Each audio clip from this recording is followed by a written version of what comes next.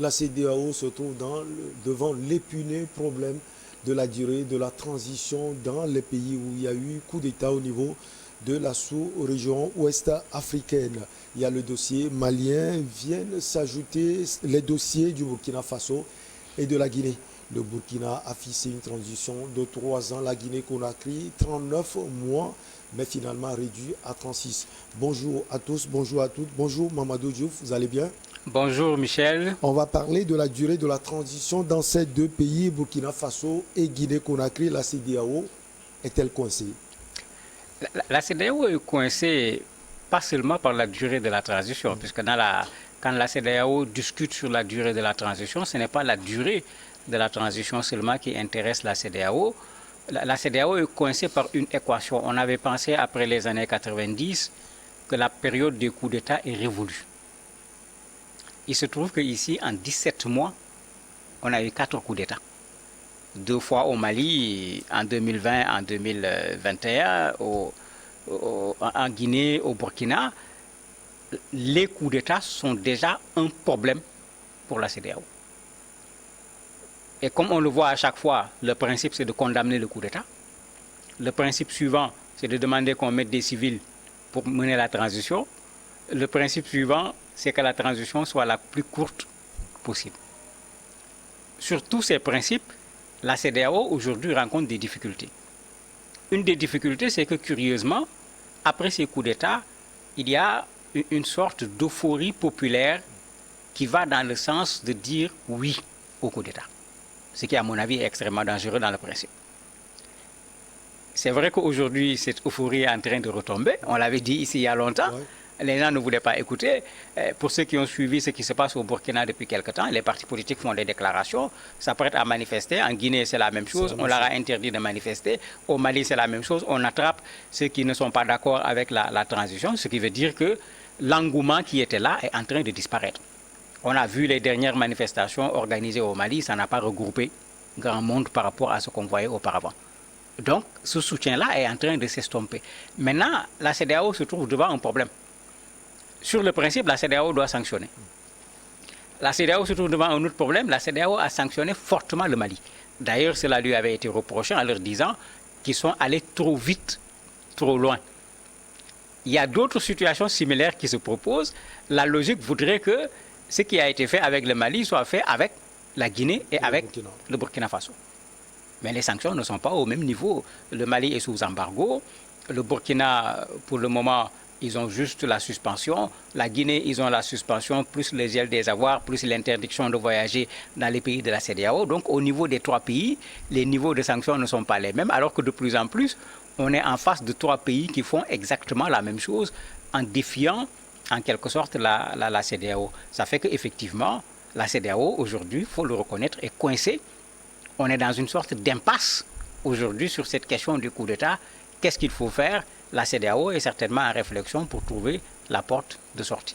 Alors, le format du Burkina Faso et celui du Mali semble être le même. C'est différent de ce qui se passe en Guinée, même si ce n'est pas les mêmes réalités dans ces différents pays. Qu'est-ce qui peut expliquer ce poids cette façon de faire qu'on appelle 2 poids 2 mesures, expliquée par les analystes quand on voit ce qui est infligé au Mali et ce qui est infligé par exemple au Burkina Faso?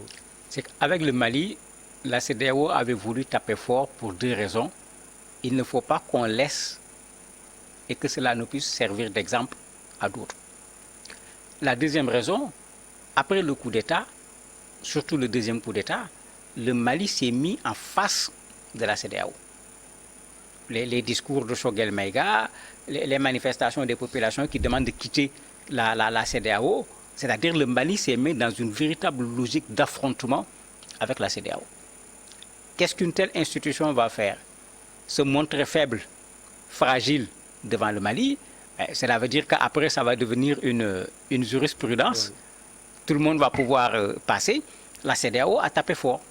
Mais il faut dire que la CEDEAO a tapé trop fort, trop rapidement. Ils auraient pu, comme ils sont en train de le faire aujourd'hui, d'aller crescendo au lieu d'aller rapidement pratiquement à la sanction extrême avec cet embargo sur le plan économique qui a retourné davantage les populations maliennes contre la CEDEAO.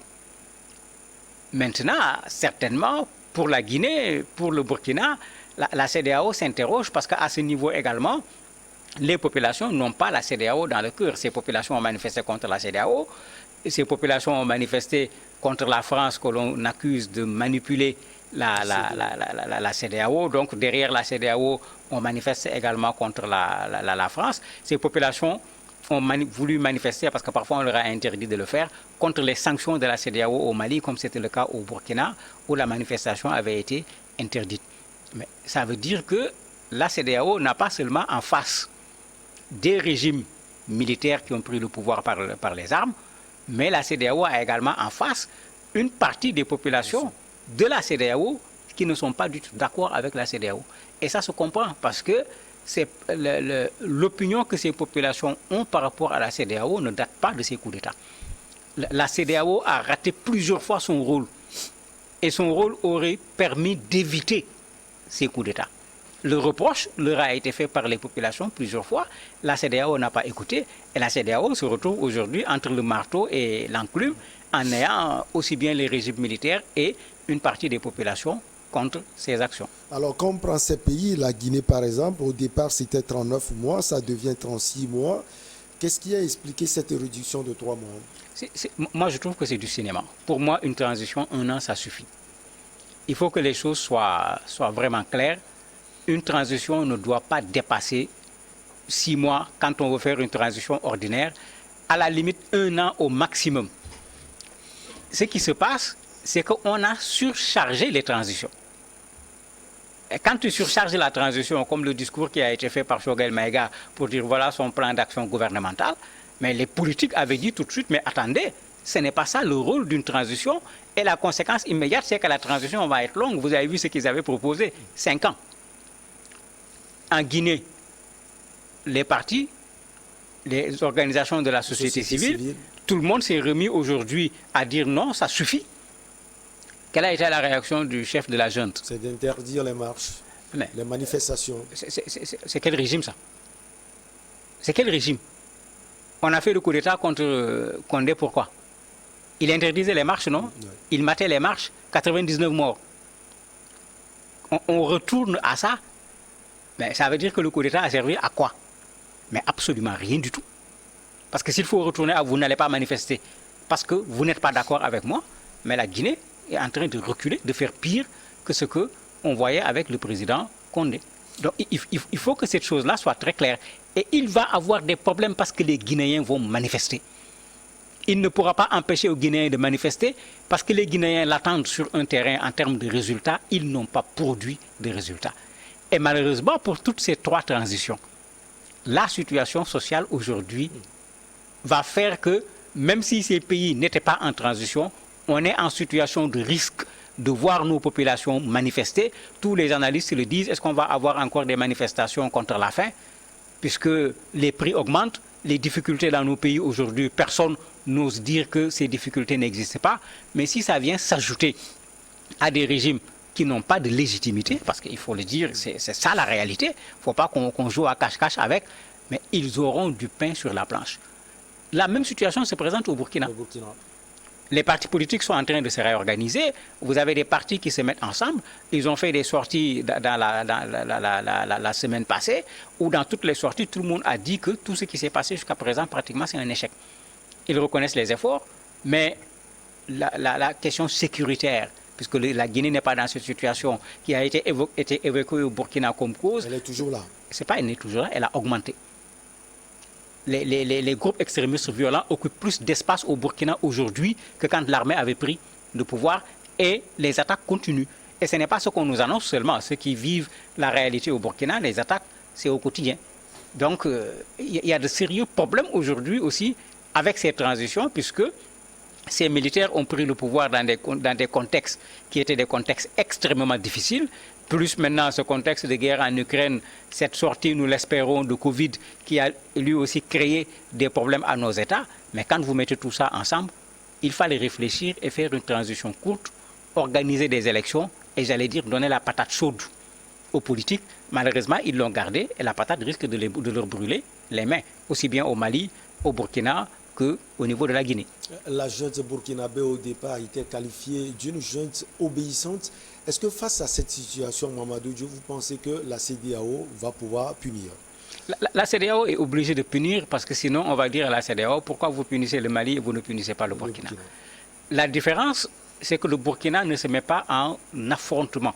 J'ai dit tout à l'heure que le Mali était en train d'affronter la CEDEAO.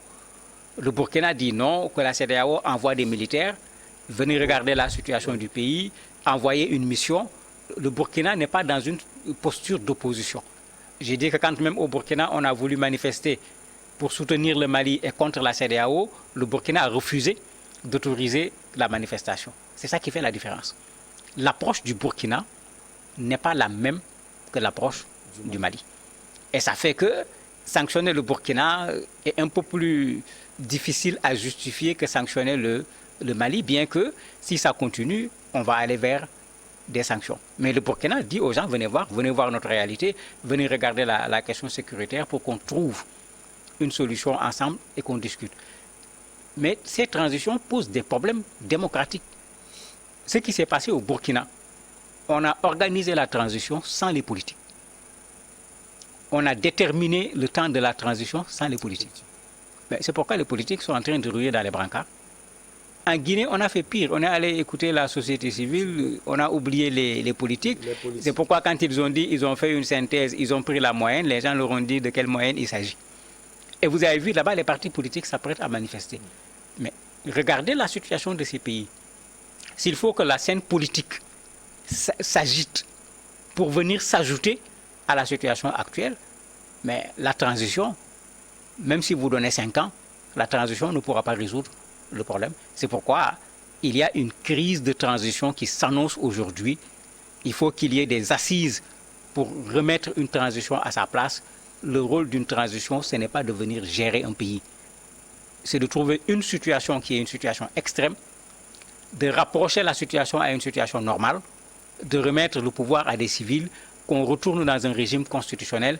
Et c'est à ce régime maintenant de résoudre des problèmes qui ne se règlent pas en un mandat, qui ne se règlent pas en 2 mandats, encore moins dans une transition. Alors on connaît la force de mobilisation de l'opposition guinéenne. Alors face à cette situation à venir, sans doute, selon vous, qu'est-ce que Mamadi Doumbouya, j'allais dire, peut faire pour sauver la situation? Il faut qu'il corrige le tir. Parce que c'est lui qui avait parlé au départ. Le VAR est là, comme on dit. Entre ce qu'il disait au départ et ce à quoi on assiste, le fossé est énorme. La lutte qu'il veut faire contre la corruption, c'est une très bonne chose. Mais est-ce son rôle? Est-ce que c'est ça le rôle d'une transition? La première chose qu'il avait dit, c'est qu'ils vont agir avec les Guinéens. Il avait dit qu'il y aura une boussole. Et il avait indiqué la boussole, c'était quoi? C'est comme s'il a changé de boussole. C'est comme s'il a changé de boussole. Il est face aux réalités, sans doute. Mais c'est ça que les gens doivent comprendre. C'est pourquoi j'ai dit tout à l'heure, ils ont pris le pouvoir dans des conditions où ces pays étaient dans des situations extrêmement difficiles. Extrêmement difficiles. Le coup d'État, comme on le dit, n'est pas en soi une solution. Ça peut ouvrir une porte pour aller vers une solution, tout comme ça peut devenir un problème supplémentaire par rapport au problème auquel on faisait face. Et pour le cas de la Guinée, il est en train de transformer son coup d'État en un problème parce que s'il s'oppose aujourd'hui à la société civile guinéenne, s'il s'oppose également aux partis politiques, bon, heureusement que le cas d'extrémisme violent ne se pose pas pour le moment au niveau de la Guinée, ça lui fait un problème en moins, mais il aura déjà un énorme problème parce que c'est ça qui est à l'origine du départ du président, que lui-même il a démis de ses fonctions. En ce moment, s'il recrée les mêmes conditions, mais de façon générale, quand vous produisez les mêmes causes, ça engendre les mêmes effets. Les bons élèves, les Burkinabés, selon vous, vont trouver un consensus avec la CEDEAO après la mission de la CEDEAO dans ce pays? Je me dis qu'il faut trouver une solution. Cette impasse ne fait ni l'affaire de la CEDEAO, ni l'affaire du Mali, ni du Burkina, ni de la Guinée. J'espère que la médiation du Togo pour le Mali va être éventuellement la porte par laquelle on va passer pour régler ces questions de transition de façon générale. Parce qu'on est véritablement dans l'impasse. ce silence de la CEDEAO, c'est de l'impasse. La dernière réaction du Mali qui dit je sors du G5 Sahel, mais c'est inutile. C'est inutile. Espérons que la médiation togolaise puisse permettre aussi bien aux Maliens, à la CEDEAO de comprendre que dans cet affrontement, nous perdons tous. Pire, pendant ce temps, les attaques des groupes extrémistes violents font quoi? Ça diminue ou ça augmente? Mais on a un problème sérieux en face de nous qu'il faut régler. Il faut qu'on unisse nos efforts devant ce problème sérieux. Et pour cela, il faut qu'on s'asseye autour d'une table, qu'on se parle en se respectant, mais pas en jetant des murs et des poids mûrs aux uns et aux autres. Ça ne mènera absolument à rien. Maintenant, si le Togo réussissait, et on le souhaite, cette médiation avec le Mali, l'équation malienne est plus compliquée que celle du Burkina, que celle de la Guinée. On pourrait prendre ça comme jurisprudence pour régler le cas de la Guinée et le cas du Burkina. Mamadou Diouf, merci beaucoup à vous. On a parlé du Burkina Faso et de la Guinée, durée de transition, la CEDEAO coincée. On marque la petite pause et derrière on reçoit l'invité du jour.